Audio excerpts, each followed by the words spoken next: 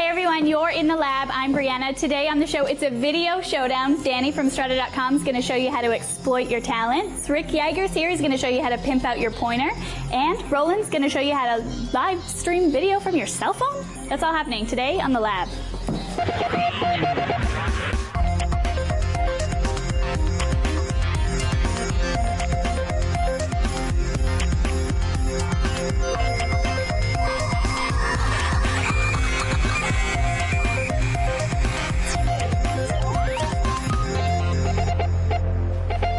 Good to see you. Welcome to the lab. I'm Leo Laporte. We're going to have some fun today. We're going to learn a lot. This is the show where we explain how technology works. We make it easy.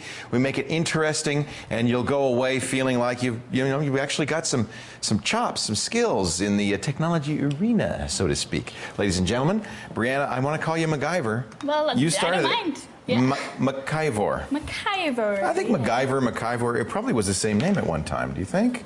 Well, it used to be MacIvor with an ER at the end. Eventually got changed. Interesting. Because a lot of people have the same name, I guess. Well, that's very nice. Yeah. So we've got a great show planned for you. You we just do, lined it up? Yeah. Lots of callers, and you know what I noticed? They're all from Ontario, so maybe they're not... Oh, I like that. Yeah. Let's get our first caller. What do you say? Sure. His name is Mike, and he is from Ontario. Ontario? Yeah. Are you sure now? It's Ontario? Yeah, it's Ontario. Okay. Thank you. Thank you, Brianna. Hi, Mike. How are you today? Hi, I'm doing pretty good. How are you? All right. Welcome to the lab. I'm great. What can I do for you? Well, what I was hoping to do was access programs from one account to another on the same computer. And access programs from one... What operating system are you using? Vista. So you're saying... I'm trying to understand what you're saying here. You're saying if you installed a program on the computer and you want to be able to... Oh, it turns out he's from Australia? Anyway, it turns out that if you're on a computer and you install a program and you log into a different user, you can't use that program? Is that what's going on? Well, not that I can't use it. I was wondering to possibly save having to install it twice if one account could use a program that's installed on other. Normally that's the case, so that's why I'm puzzled. So you're saying you can't do that? No, actually, they don't show up anyway, not that I can see. So you'll install a program on, and what version of Windows is this? I think it's like Home Pro, I believe. Okay. So you'll install a program, and you obviously have to install it as an administrator. Yes. So it shows up in that administrator's account, but you log on a different account, it's not there. That's what I'm saying, yeah. And, that's odd. Normally that is the default for all programs is when you install on one account, it installs them from all. Sometimes now, more and more programs are doing this, and I think it's a good idea. It'll ask you at the beginning, do you want to install for just this user or for all users? But if you don't see anything, it should install for all users. I mean, that's the default in Windows. It's probably there, it just maybe it didn't make a shortcut. Have you tried to run the program by going to the program files folder and finding it? In this particular instance, actually, I haven't. But now, since you're on Vista, there's one thing you can do that's very nice. I don't have Vista running here, but you can click the Start menu and then just type the first few letters of the program. Oh, okay. Actually, hang on a second. See if that works. That'll tell you if it's somewhere hidden away in the Start menu. One of the things that Vista does, which is really great, is it does, and XP is now doing this too, is highlights the stuff you've just installed. So you can see quickly and easily what the programs are that you just installed. See if you type the first few letters if it shows up. Okay, yeah. I'm thinking it's probably, unless you explicitly said install it just for one user, it's probably available for all the users. You may have to put it may not have put the shortcuts in the Start menu is all I could think of. It looks like that's what's happened is they are coming up when I do the search. It's just they didn't put shortcuts in there. So let's show you how to do that. That's a pretty straightforward thing to do. Programs always install in the program files folder. So you'll have to start digging down into your drive and look for the programs file folder. Vista by default will warn you, you sure you want to go in there? You don't want to go in there. That's a secret, special, scary place. Don't go in there. And you say, yeah, I don't care. I want to go in there. Search for the program you want. Let's say Outlook Express. Now, this is where it can kind of get funny. In fact, it's particularly funny with Microsoft programs is it's not immediately apparent from this what Outlook Express is. I see some programs, but I don't know which one I should run for Outlook Express. Turns out in this case, it's this, MSIMN. And if you double click it, you'll see it actually is Outlook Express, but you wouldn't know from the name, would you? So what we're going to do is we're going to right click on this and we're going to say create shortcut. Hello. It's thinking. We're going to say create shortcut. And by the way, this shortcut, let's name it Outlook Express. Now, you can drag that anywhere you want. You can drag it to the Start menu and make it be part of the Start menu. In fact, you can even, as you drag it around, you could put it up here, you could put it in the program folder, you can create new folders for it. So you could drag it there, and in fact, now I've made a second Outlook Express. So now when I click that, it'll open Outlook Express just as if it had created that. Oh, interesting. Spybot doesn't like Outlook Express. What a surprise. So I'm gonna exit Outlook Express. So you see, that's what it's basically making a shortcut. You can even drag the shortcut down into the quick access toolbar. That's where I put the stuff I run all the time. I think what happened is this program, for some reason, just didn't install the shortcuts into your Start menu. Yeah, and I just tried to use it there, and I got a shortcut, so Good. it's no problem. So it's there. All right. It's running. Yay! Great. All right. Hey, thanks for the call. I really appreciate it. Oh, thank you for your time. It's good to talk to you. Take care. Bye-bye. Take care. Coming up in just a little bit, video from your cell phone and competing online. We're going to have some fun when the lab continues. You stay right here.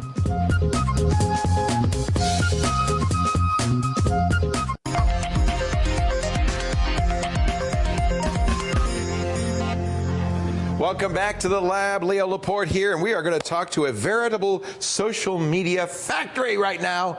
Roland Tong Lao is a blogger, started in 1999. Yes. He works right now at Rain City Studios. He was a co-founder of Bright, which was a wonderful company. Rain City has now purchased Bright, but that helped people get their sites up and running. And apparently now, he says he's streaming live video to the net from his cell phone.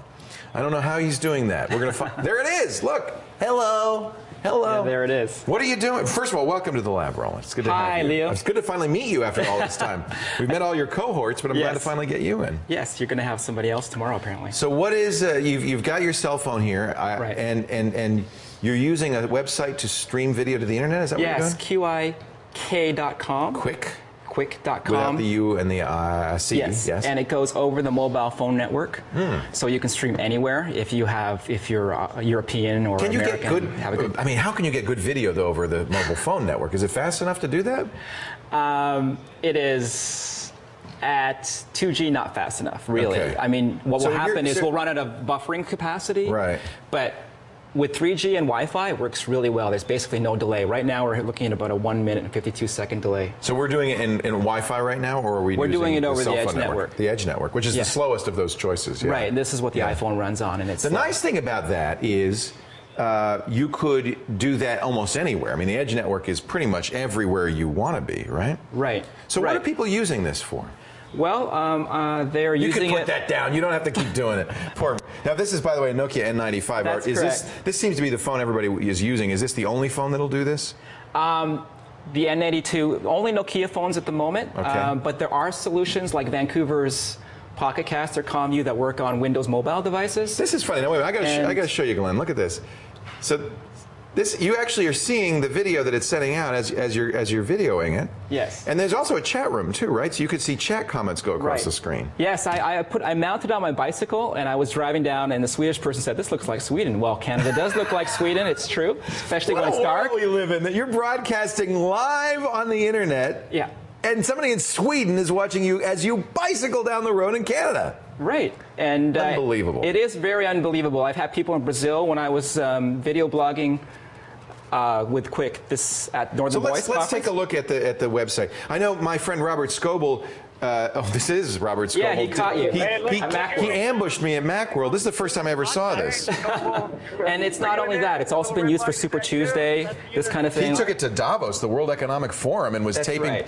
He was ambushing people. He had Bono. Here's Bono. I mean, it's amazing. Yes. I mean, this is.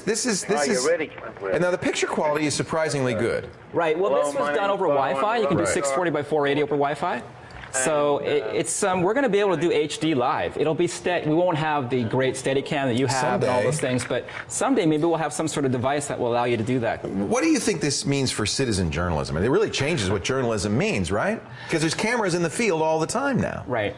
Well, I really think it's live. I mean, it's not a case of people having to go back home to YouTube. Right. I can cover the fire or whatever I see live, and people can monitor it and give me a two-way communication, two-way feedback, which we never really had the capability before, especially over 3G, which is prevalent in the U.S. That's the interesting thing. New Zealand, Australia. I mean, and the interesting thing is there is this feedback. There is this chat going on, so you're communicating. Robert told me that he'll be interviewing somebody at the World Economic Forum, and a chatter will give him a question instantly that he can ask, and then it instantly is rebroadcast out. Yeah, it's really cool. It appears on the screen. As your and then all you have to do is reply. You reply visually because we don't really have, vocally, with your voice, because you don't really have. You can't chat back, but you don't have to chat back. You just say, yeah, that was a good question. So this doesn't work on an iPhone. It doesn't work on anything but Nokia right now, I suppose they'll be adding. And it was really pioneered by a Vancouver firm in 2005 called ComView, and they have it working on Windows mobile devices as well. Oh, interesting. And there's Flixwagon, and there's Bamboozer. So this is Sweden. So Quick is the first one. That's free, QIK.com. Right. Show me some of the other ones. There's ComView from Vancouver, pioneer in the field, That's 2005. the one who started it. Okay. And then there's Flixwagon, and they sponsored Nokia phone users to go around Super Tuesday and take videos.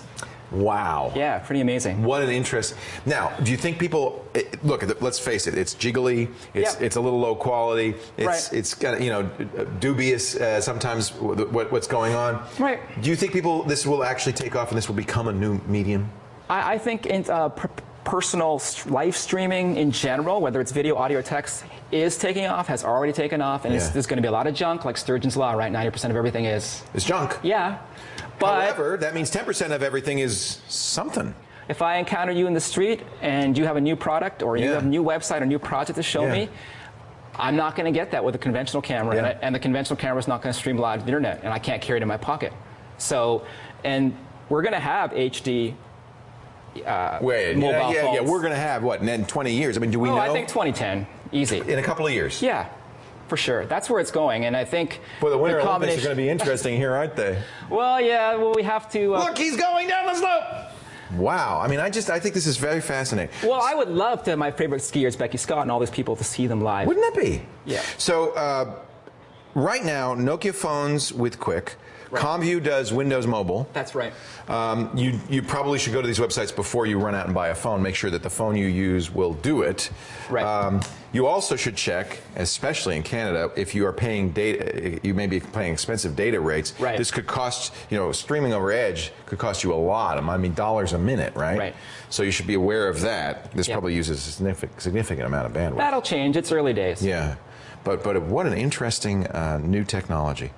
We can find out more about Roland and all of his wild stuff because he's involved in a lot of this stuff. I'm blogging since 1999. A long time. You're way ahead of the curve on that one. I started in 2001, and I'm an old timer. Right. That's really cool. You can find out more about him at his website, rolandtanglao.com or raincitystudios.com, where he works as the support and services coordinator. Thank you. Nice to meet you. Yeah, great. It's bloggable. It's great to meet you. Northern Voice.ca. What is it? NorthernVoice.ca, Canada. Another site?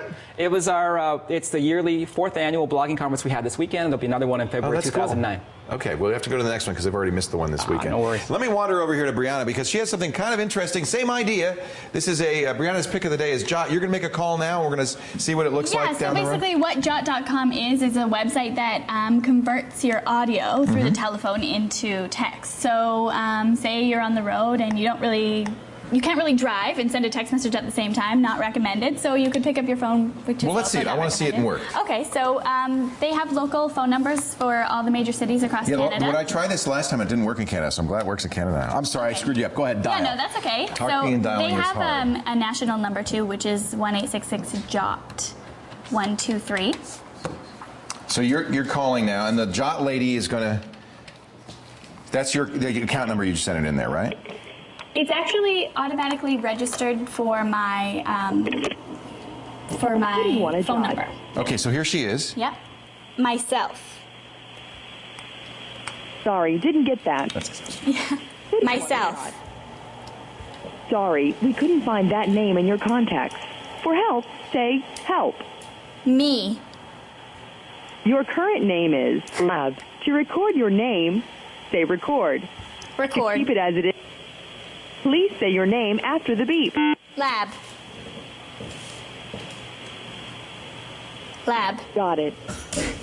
Sorry. It works. It works a lot easier. But anyways, take a break. yeah. Do it during the commercial.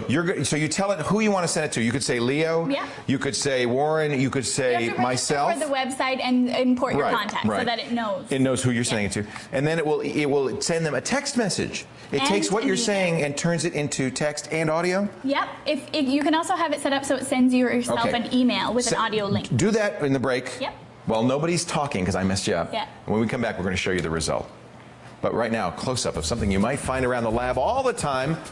It's a little speaker and a down button. Of course, everybody knows that. But what does it go to? Tell you what, we'll zoom out and find out when the lab continues. Stay right here.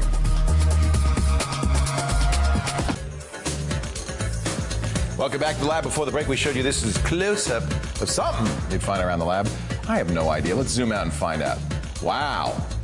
Wow, that's an old piece of equipment. Where did we find that? An LC630. Sean took that picture. It's right over here. Is it in the lab? It is in the lab. Everything's in the lab. I've never seen Nothing that. ever dies. It was older than you, Brianna. Probably. Yeah. That's why I've never seen it. So did you made your jot call? Yeah, so basically I just sent a reminder to myself to remember to pick up the groceries So after just work. to recap, you picked up the phone, you dialed the number, it said, who would you like to jot? Yeah. You said myself. Yeah. And then you just said, pick up. Hey, don't forget to pick up the groceries after work today. So then you can You also... said that, and did you say it like that? Yeah. Now let's see what it said. Did it actually it sent me interpret an it? email if you want to check out my computer. And it It actually says, interpreted it correctly? hey, don't forget to pick up the groceries after work today. Holy It cow. also has a really cool feature. It also attaches the audio, so if it doesn't really make sense, then you know that they did something wrong. Then you can listen to the Because voice audio. recognition is notoriously bad. But, Exactly. but listen, did you say, now come on, really? Did you I say said, it extra hey, carefully? don't forget to pick up the groceries after Just like work that? today. Yeah, you're supposed to speak slowly, and it can only register up to 30 seconds, so you want to make them short. But how cool. And so then they'll send you an email. Yep. I know people use it for services like Twitter. You can have it post your updates on your blog or on you can do Twitter. that too. Wow, that's very cool. And it's free? It's free. I mean, the standard rates apply for your cell phone. Right. If you're using your cell phone, you have to pay for your minutes. But So do you use this? Would you use this? I think I would if I was extremely busy. Not so busy.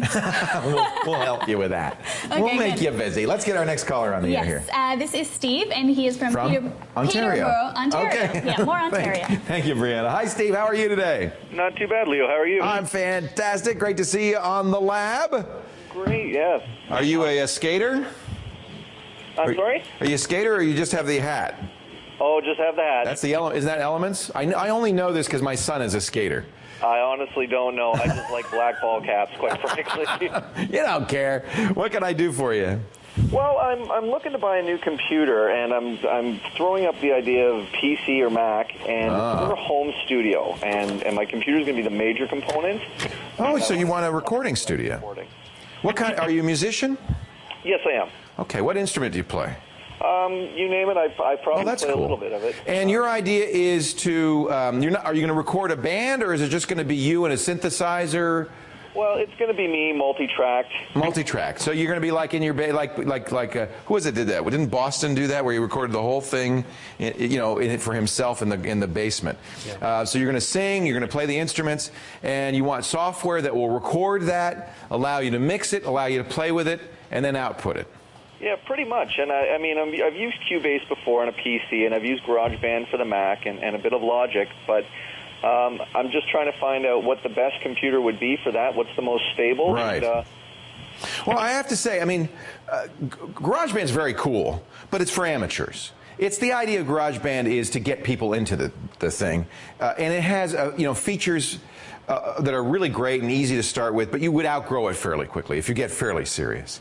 There are different kinds of music programs. There's recording programs. Cubase is one, which allow you to multiple tracks and record, do maybe some editing, some mixing. But then there are also programs, MIDI programs, that allow you to add loops and mix in loops and things like that. Do you also have loops that you want to use? Not really. It's mostly just live music and direct recording. Got it. Now, of course, in the professional studios, they almost all use Pro Tools for this. Right. I find Pro Tools very difficult to use. It's expensive. You have to buy Pro Tools hardware to go with the Pro Tools software. However, whenever I say this to the pros, they say, well, Leo, you just haven't played with it long enough. You need to configure it and tune it and make it work for you. I'll show you what I use, believe it or not. I use Adobe Audition on Windows. Now, everybody, I love Macs, and everybody in every recording studio I know uses Macs. But ironically, I'm using Windows and Adobe Audition for all my podcasts, all my recording. I think Audition, which is a $300 product, has a very nice mix of live multi-track recording, editing. It does do loops. This is a nice program. I mean, I think given that your primary focus is multi-track recording, this is a very good choice. Okay, well... now, that's Windows only. They do have a thing called Sound Booth, which is kind of a stripped-down version for Macs. I don't recommend that. Okay. I like Adobe Audition. There are many, many choices. Cubase is not a bad choice for multi-track recording. Let me think of... I know... Motu makes a really good audio editing program that I use. I find this is called Digital Performer. I find it a little bit difficult to use, but it is more powerful than Audition. And if you're going to get kind of serious about recording, Digital Performer is probably a more power tool. Digital Performer 5.1. This is a Mac program. So if you get a Mac, this is kind of the program you use. This is fairly close to Audition, I think. It's a little more expensive, but this is a pretty good program, too. If you want to start using loops and so forth, Ableton Live, Logic, Apple's new Logic Studio is great, but these are Mac programs. So I'm not solving your fundamental conundrum, which is Mac or PC. The truth is you can go either way. Okay. So if you've already got a PC, I think Adobe Audition is a very good choice. All right. Well, that's great. All right. You give me a lot. You probably want to get a mixer that has a FireWire I/O coming out of it, so you can record the multiple tracks into your PC. That's what I use. I use a Mackie mixer. It's very good. Actually, we're going to talk in a couple of shows with somebody who will show you some more about that. So that's fun. I highly encourage you to do it. Boy, everybody's doing this nowadays, and there's no reason you couldn't have basically a full recording studio with a PC and your instruments and your set. Well, that's good luck. Great. Yeah, I think it's really exciting. Thanks for the call. I really appreciate it. Hey, no problem. Have a good one. So coming up in just a little bit, Cursor Superpowers with Rick Yeager. Doesn't he look like he's got superpowers? I am Rick Yeager. I got superpowers. And it's time for our quick quiz question of the day. Which of the following is not a part of a theory proposed by theoretical physicist Freeman Dyson? Wow. Buckyballs, eternal intelligence, Dyson spheres, or Astro Chicken? Astro Chicken? All right, think about it. We'll talk about it when the lab continues.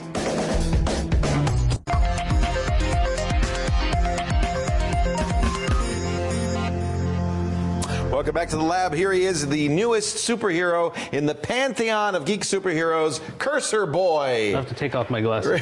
Yeah. Oh, now you look like a superhero. Rick Yeager is the Mac Merc. You can read his site, macmerc.com. It's a really fun site for tips, information about Macintosh and more, macmerc.com. But by day, he is a mild-mannered graphics artist. Yes. Now he's come here to show us Cursor Superpowers. Cursor Superpowers. There's all kinds of little system add-ons and applications that I didn't think you could much mess with the cursor on the Mac. You can on Windows. On Windows, you can have, a bouncing, dancing man. And I'm not going to show you those kind of things, but there is software that'll do that. What I'm kind of thinking of is if you're doing, say, a screencast. Yeah. Or a presentation that isn't in Keynote or PowerPoint, that your cursor can actually serve as your laser pointer. Or see? So this is actually useful. Might be useful. Useful. I try not to do anything useful on the show, but I slipped up, and here we go. All right, so where do we start? The first one is actually a more functional thing just for getting around. It's called Mondo Mouse. Mondo Mouse. These are all Mac programs, by the way. Right, and what Mondo Mouse does is you hold down a key command. In this case, it's Option Command, and now I can move the window that's behind the one in focus. Oh, that actually would be handy sometimes. So if I can get that out of the way, and then I can drag something from the focus window into the background. This is for if you're showing people stuff or you're demonstrating. I just need to get that out of the way, or maybe I just want it to be smaller. I hit Shift Command. You can resize the window without putting it in front. And I can resize that's it. Nice.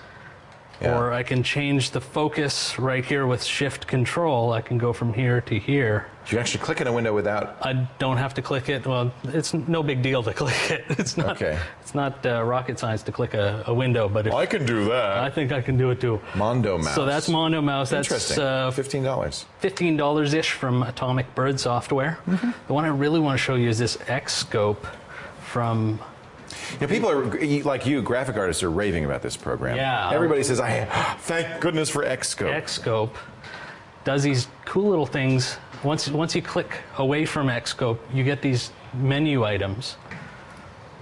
And this one here allows me to measure things on the Atomic Bird website. I'll go to the Icon Factory one. You actually measure anything that's on your screen. You measure anything. You can measure it. Now, in terms of pixels, right? In terms of pixels, and it won't go through the type. Like, it's only going to measure from side to side there. It's not going to measure the full width of that gray bar. So by clicking on that, it's telling you how wide that I'm not even clicking. I'm hovering. You're hovering? Hovering, yeah. So, and it's got other things. So you don't have to draw around something. You just hover. Draw around anything. It'll say what element, the size that element is. It also gives you on-screen. Oh, you can drag the element. I can get on-screen rulers what is here. That? Oh, that's so weird. I can look at that. Out. So web designers would use this a lot. Web designers will love it. Interface. Because it doesn't have to be a website. It could be a program. It could be anything. Yeah, anything screen-based. If you want to know what it looks like on a 640 by 480, here's what it looks like. Here's when you design a website nowadays, you really don't want to design it too big. You want to make sure somebody on a 1024 by 768 can see it. There's your Internet Explorer 5 window for that same resolution. Camino, Firefox, or you can turn them all on, and there's your lowest common denominator right there. That's, you know, and if you're designing a website, this is the stuff you want to know. That's your real window. Once you get all the buttons. What actually do you see? Buttons factored in. So that's cool. That's Xscope. That's from the Icon Factory. $27. $27 is the most expensive one that I've got here. But people who do that kind of design swear by this program. Are going to dig that. Yeah. From the Omni Group. Oh, I love them. They do always good stuff. I didn't know they did anything with cursors. They do Omnidazzle. Omnidazzle. It puts a little guy up in my menu bar here, and I can choose. I'll show you the zoom, for instance. Hold down the key. Which key do I do? Control 1, and I can do a zoom in. Oh, you just select what you want to zoom to. Select in, yeah. It also allows me to draw on screen with. We could probably use that for the show when I'm showing screen. You know, showing screens. I could draw. I could telestrate. So you can say no, this screen over here, and switch to Control 2, not this screen over here. Right. You can change colors. Very handy. It's very handy, and you can also do things that are not that handy, like this guy. Ooh, pixie dust. Yeah, I'm not sure why you'd want that. But it's there. Pixie dust. I like it just because they can. Yeah, just because they can. There's all kinds of little things like... Omni is so funny. That would be very handy. How much is that? That one is $14.95 as well. So again, if this would be useful if you're doing a presentation, to somebody, a client about a website, here's a problem here, look over here, let's zoom in on that part, and then sprinkle some fairy dust on it. Yeah. Some fairy dust if you lose What is this? This is radar. That's Omnidazzle as well. If you lose your cursor, there's that. Oh, I see. It's finding the cursor. That's very funny. So that's Omnidazzle. I like that. The last one I want to show you. That's $15. That's $15. The last one I'll show you is free. It's called Teleport, and you've probably seen Synergy, where you can. Use Synergy. Move your mouse off the screen to another computer on your network, whether it's Windows or Linux or anything. No, I use it all the time because I have a Windows box and a Mac box, and I have the screens of each, but I don't want to have two keyboards and mice. Right. So I just have one keyboard and mouse, and when I move the mouse over to the Windows box, the keyboard is typing in the Windows screen. So I'm not going to show you Synergy. That one works across platform. Yeah. This is the same idea? Teleport does it Mac only. It's free and it's simple. It's very simple. I looked at the setup for Synergy, and it's a little bit of a little intimidating. Right. Here I got my setup of my Mac and Warren's Mac, and all I have to do is hold down my Option key, move off to the side. He's going to slide. He disappeared. I disappeared. And it shows right on the screen. Now you're messing with Warren. Now I'm messing with Warren, and I keep the Option key down. It does that over the network, so you have to be all on the same network. All on the same network. You can set security settings so that people can't take over what That's you're handy. doing. So that would be a case where you'd have like a designer like you might have two Macs side by side, but you don't again want to have two keyboards, what I use it for? What? I've got my desktop Mac that I work on all day long. Come in with your laptop. At lunchtime, I want to play Halo. And I put it in front of my keyboard, and I pull down the mouse from my desktop Mac onto the screen of the laptop. And you're playing Halo without changing keyboard and mouse. Without changing any That's free. It's called Teleport. Teleport. Julian Robert wrote that one. That's a cool program from Abyss Soft. So coming up in just a little, very cool. Thank you. Now, you said you like Halo. I love Halo. How would you like to compete with others over the web? I would die. Not at Halo, but a variety of things. Are you really good at something? Maybe singing, dancing, tap dancing? Coming up, we'll show you how to compete online when the lab continues. Stay right here.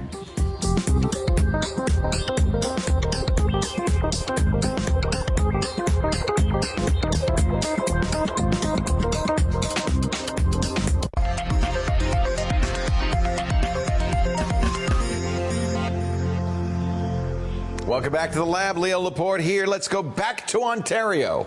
Yep. Because that's the only place we got callers from. Just today, anyways. Just Normally, today. they're all over the place. Go ahead, Brianna. So this is Richard, and he is from Meaford, Ontario. Hey, Richard, how are you? I'm fantastic, Leo. How are you? Great to see you. Welcome to the show. I'm very well. What can I do for you? Thank you very much. Well, not that long ago, I had my website actually hacked. Oh, I'm sorry. What did they do? They replaced, they erased my entire template, the WordPress template, and replaced it with images I don't want to talk about. Oh, that's awful. Yeah, and now I just purchased an SSL, and through my hosting company, 1&1. Okay. And I'm not too sure if that was the right way to go. Doesn't help you at all. I haven't had any attacks since then. Yeah, but that's not related. All SSL does is assure the user of your site that they're on the right site. Okay. And it encrypts conversations between you and them. It does not, however, keep somebody from hacking into your site. It does not secure it. It's for different. It's security, but it's security for your users when they use your site. So what you really need to do is harden your website. That's the term security expert use. Harden it so that people can't get into it. Okay. Chances are, most of the time when this happens, it's because somebody guessed your password. To be honest with you. All right. Somebody guessed your administrator password. Probably not in your blog. What did you use? WordPress? You said. It's WordPress. It's probably not in your blog software so much because, as you probably know, in the WordPress administrator window, there's nothing that says delete. Well, I guess you could delete files from it, but it's really not. I don't think they could do that, what they did to you. I think they probably were able to log into your shell account and do it from there, would be my guess.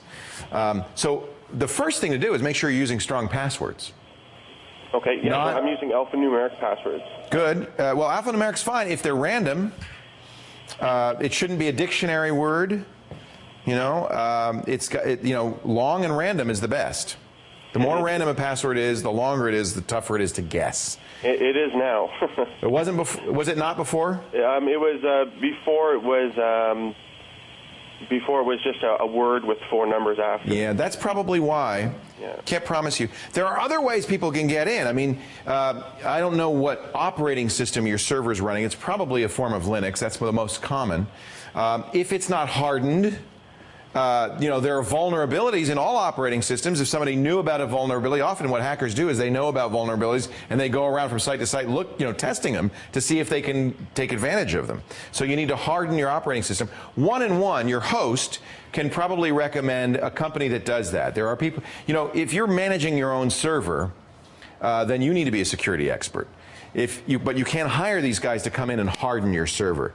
That's not a bad idea if you've been hacked. Make sure that there are no vulnerabilities. They know, they have a list. It's very easy for them. They can do it in a few hours. They have scripts and lists. They tune your system and they fix it. It doesn't cost very much. 1&1 will have some people that they trust and use. Okay.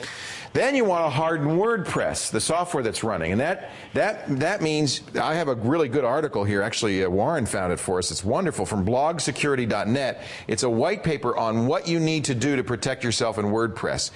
Chiefly, it is having good passwords, use a limited user when you're posting to your WordPress, and then it's setting the proper permissions on the folders so that it's not too easy to get into them.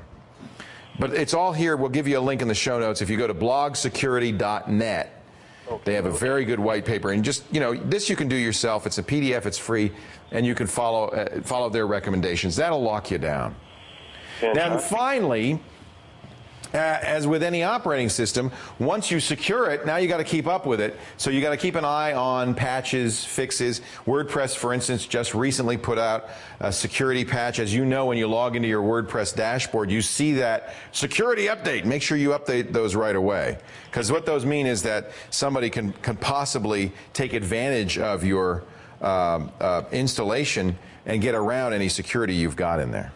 Right. Now, I've also found an Apache password protection, so I have 2 passwords to get into the administration section now that you have to go through. That's not bad. That's not a bad idea.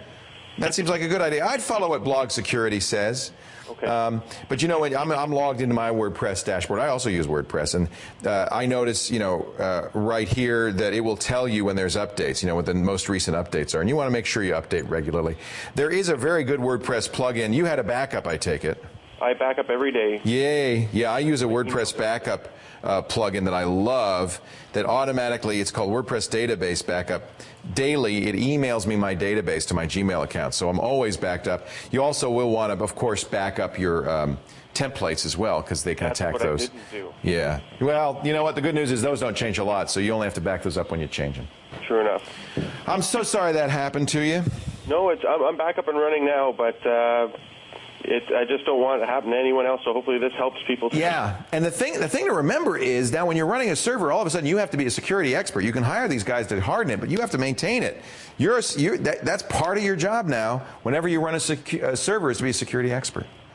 Great. Hey, thank you for the call, Richard. I appreciate it, Leo. I'm sorry that happened to you, and you're right. Thank you for sharing with us so that others can lock their system down too now. Great. Take care, Richard. Take care. Hey, it's time for a shiny. Sean's got one. Ooh. It looks like a mixer of some kind. What is this? Yeah, the talk of Ableton earlier got me in the mood for doing a little bit of mixing here. Yeah. This is from M Audio. It's the Torx MixLab Digital DJ System, which is a huge mouthful. So a DJ would use this? A DJ would use this. Probably not a real pro DJ. This is for someone who just wants to hack around. It's about $129, so it's a really cheap way to enter into it. And it's USB. Does it need special software? It comes with the software, which I've got up here on my screen here. So just switch over so you can see it. It basically allows you to bring 2 tracks up at the same time. That's why you have side by side. You can change pitch and volume. Right, so we can just get one going over here. You just press the play button in there. And we can get the other one going over here. And we can mix between the 2. We can change the pitch. This is the kind of thing a DJ would do all the time. Yeah, and you've got other little controls here. If we go over here, we've got... Now you DJ. Is this good enough for you? I don't DJ like a pro, so okay. No. Yeah, it's USB and it's inexpensive. It's inexpensive, so if you just wanted to play like a garden party, this is perfectly fine. Mac and Windows? Mac and Windows, and it's not very ruggedized, so you don't want to take it out. Let's show the pros and cons here. Yeah. Here's your shinies. You like the hardware, you like the pitch control, you like the beat locking system. Yeah, in the software is actually very powerful for the price you're paying, which is really nice. But it isn't ruggedized, and you don't have a headphone built into this, which you should. A proper DJ would want. You would absolutely want that, so you could preview the next thing, right? Yeah, there's a way to preview. It's just not easy like you would do with a regular DJ rig. So what you could do is videotape yourself doing your DJ thing, and you'd go up to a site, there's this new site called Strata.com, and you post that video and you say, all right, we're going to have a competition. Who's as good as me? Video online competition. Coming up in just a little bit, but right now our quick quiz question of the day. Are you ready for this? I am. Which of the following is not part of, how do we get so, this is tough. I feel like this is physics class. Not part of a theory proposed by Dyson. Buckyballs, wasn't that Buckminster Fuller? Eternal intelligence, Dyson spheres, or astro chickens? I'll tell you what, stay tuned, we'll tell you in a bit.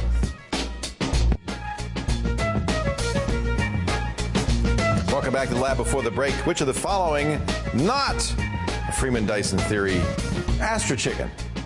Buckyballs? Well, Bucky's Buckminster Fuller. What did Freeman Dyson have to do with astro chickens? Sean doesn't know. You didn't write that one, Sean? I did. I have no clue. He just has no idea. There were astro chickens in some theory of his? There was an astro chicken. Yeah, I don't know. It's beyond me. His daughter, Esther Dyson, well-known tech maven, and Freeman Dyson, one of the great physicists of our era. Let's say hello right now to Danny Robinson, who is one of the great serial entrepreneurs of our era. I'm looking at all the companies you've started. That's pretty cool. Start going back to Spinway. Yep. That's really cool. It's welcome, Danny. It's good to have you. Thanks. Your newest venture, Strata.com. Strata.com. What's the elevator pitch? The elevator pitch is that it's a site that allows you to compete to be the best at whatever you're good at. I like it. Elevator pitch is something venture capitalists often say. Well, give it to me in one sentence, kid. So, and give us a little tour of this now. I'm very curious how this works. So I went ahead here and created an account for you. Okay. So your free account? Free account. It's all free. Your profile looks pretty empty because it's I haven't populated it with done anything yet. Stuff. But earlier today, two of your people in your office here went ahead and uploaded I hear a Warren video. and Brianna were fighting over something. Well, let's see the competition. All right. They went ahead and they uploaded a competition to the Freaky Feet Challenge. So this really is, when you say anything, you mean anything. Anything, but also the mainstream stuff too. So you have to be able to video it, right? Yeah, it's all video only. Okay. So you compete online. So you show your prowess by creating a video of you doing whatever it is you do. That's right. And then challenge others to beat that. Right. And you represent your country while you do it. Oh, I like that. So it's kind of like the online Olympics. It's exactly like that. Cool. Except for we can do it through the long tail. So does Warren have freaky feet? Well, let's see here. Do you have a built-in flash recorder and all that, or do yes. you do? Oh, cool. We've got. You can do it three ways. You can use our built-in camera or video recording. So you can basically take on Warren right here by pointing your webcam. Warren, you're saying you have really big feet? Is that what you're saying? Freakishly big feet. He looks like he's wearing bozo shoes. Yeah, I'll be honest with you. Go backwards or something. Okay. So who challenged Warren? I think Warren's got that one. I think that was the best so far. So I'm going to vote for best so far on that. Oh, but okay. Then So now viewers will vote. The viewers decide who's the best. Oh, yes. I like that. So let's see who's next up here. And Brianna does not have freaky feet. I can promise that. There's audio on this. We don't need to hear that. Okay. So let's see Brianna's feet. Amazingly unfreakish. Not that much. Yeah. Almost elfin. Yeah, so the Canadian team isn't doing so well here. I think that, no offense to Warren and Brianna or anything, but we need some people from other countries to show their freaky feet. Exactly, yeah. So how many, like if it's a really big competition, will you get hundreds of people? Thousands. Thousands? Thousands, easily, yeah. What's the biggest one that's happened so far? Right now, well, we haven't launched yet. So this is brand new. By the time this is all out, by the time it airs, we will have launched. So actually, you guys are the first to see this. Oh, this is really neat. Yes, and I like this idea, and I could see people going to the site. I could see my kid totally. Yeah. Who's a skateboarder. By the way, it's Hurley, not Elements. Somebody I've been told that the hat. Anyway, he's a skateboarder. I can see him do, a trick and say, "Beat that." Yeah. And a bunch of other skateboarders saying, "I got you," and then people vote. Exactly. And I could see him spending a lot of time looking at other people's videos as well. That's right. Exactly right. Yeah. It's a great idea. Yeah. It's a really interesting idea. How do you? Okay, now I'm the venture capitalist again. Okay. How do you monetize? How do you propose to monetize this, Danny? How do you make any money off a free site? Well, what people don't really understand is that more than volume. No. Yeah. No. There's half of the entire global advertising industry across the entire world, across every way you now can. On the web. No, is $200 billion of it is spent on sponsoring sporting events offline right now. Aha. Doesn't exist online. Aha. If we aggregate very small niche markets, you don't need a lot. You aggregate those all together and you get a very large audience. So you're really thinking in terms of it's a sport because it's a competition. Freaky Feet isn't a sport, but it's a competition. Hey, it could be. Who are you to say what a sport is? Some people don't think golf is a sport. If curling is a sport, anything could be a sport. That's right. See, all of my viewers are going to don't look at me like that, Rick Yeager. See, now as a typical American, I don't get curling. That's all. So that's a really cool idea. So you think eventually there'll be people getting sponsorships and stuff too? Absolutely. Yeah. Like they'll have the Hurley brand on their clothing and stuff? As with any early sport like snowboarding or whatever, people weren't very good, right? But then they got better and they got better. So this is very early stage. And soon would you connect some of the players with sponsors as well? I mean, is that part of your business model? That's part of the plan, yeah. I love that. That's part of the secret sauce. So. That's a really interesting idea, yeah. So I might really be anxious to come there if I think I'm really good at something, because you might help me find a sponsor. And you might make some money. I love the idea. It's strutta.com. Where's the name come from? Is you strutting around? Yeah, exactly. It's actually a very worldwide name. It means to strut in that's the key, isn't it? If you're going to be global, Swedish or something. Yeah. If you're going to be global, you can't use an English word. We did a lot of research on that. We're not offending anybody in any language, and it is hard to do. And it's hard to find the domain that's available. Almost any word, and certainly any hand gesture, will offend somebody somewhere. That's right. That's right. Strutta.com. Danny, it sounds like you got another hit on your hands. I don't know how you do it. How do you come up with these ideas? Do people come to you now? This was actually a seed from somebody else. It was totally different. Great idea. And then we morphed it, and it ended up being because this. you have the background, you know what's going to work, what's not going to work, and I love it. Danny Robinson is the CEO of Strutta.com. You can strut your stuff at strutta.com. Well, we have to think of a good lab competition. Definitely, yeah. All right, we're going to take a break, come back with the final words for you right after this. Stay right here.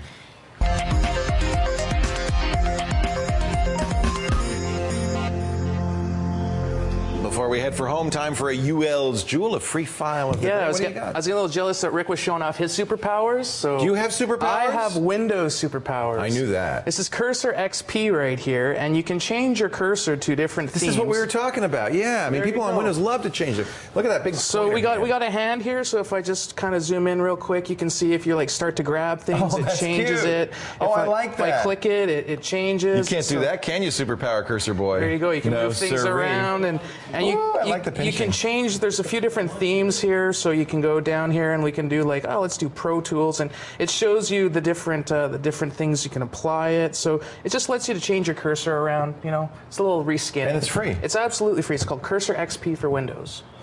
Oh, that's the Stardock people that do that. They do such great stuff. They do Object Desktop and stuff. Cursor XP. It's very cool. They know what they're doing too. You know that's going to be the best stuff. Well, thank you. I appreciate that, Ryan. Cursor XP. You find it on our website. Labwithleo.com. Free files. Jewels. Go there. There's lots. 180 something. I can't count. A huge number. We've lost track. Yes. Thank you, Ryan. You're welcome. We're going to wrap this thing up. Thank you for all the Ontario callers. Oh, yeah, no problem. And my freaky feet. You don't have freaky feet. I know. That's what why was freaky about his feet? Was it that they were large? No, I think it's the fact that he can like twist them all the way around. He's got and, his knee doesn't what a pop ballerina out. would call good turnout. Yeah, I guess so. Are you a ballerina, Warren? See, I have decent turnout, but you couldn't do that at all. Well, I tried my best, but yeah, wasn't as good. Not how freaky. Come here, let me see the freaky feet one more time. I think we have a freaky feet competition. I have oh, that's freaky. Yeah, they're like backwards. You're making people nauseous now. You see, you don't understand that what looks like you see what I'm saying? They thought you were standing the other way, and then he pulled up, and then it's not. He's turned around. That's freaky. Yeah, I'm not sure if you noticed, but he has to hold on to something when he does it, so I don't think it's fair. Would you fall over backwards? Probably would. I tell you, that's wild. Hey, we want to thank everybody for joining us today, except for you, Warren. No, I'm just kidding. By the way, wait. What's this on your T-shirt? You never forget your first doctor. I forgot he's a Doctor Who fan. That explains the freaky feet. Oh, I get it. Yeah, he's from TARDIS, ladies and gentlemen. Thank you, Warren. We want to thank everybody for being here today. I hope you had a good time. Hope you learned something. Hope you're going to go out to strutta.com and strut your stuff, create a competition. What's your secret skill? I sleep with one eye open, which is kind of weird. I bet you no one else can do that. Are you kidding? No, I'm serious. Like this? You sleep like that? Like Cyclops, yep. Always or just sometimes? Just always. With one eye open? No, you're joking. I'm for serious. All right, we got to get video of this, and it's got to go on strutta.com. Somebody has to sneak in the middle of the night. Thank you for being here. If you want to be on the show, we'd love to have you. All you have to do is go to the website, labwithleo.com. I'm over here. Labwithleo.com. We'll put you on the show. Tell your friends. We'll see you next time on The Lab. Bye-bye. Bye-bye. Bye-bye.